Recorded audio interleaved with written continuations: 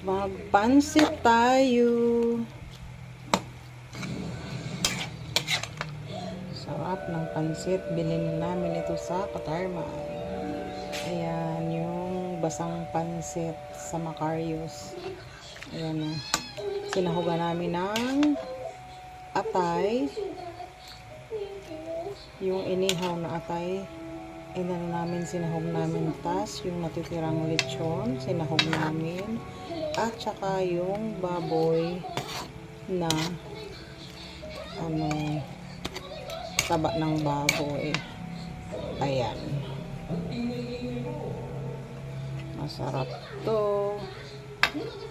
Kaya ang daming sahog.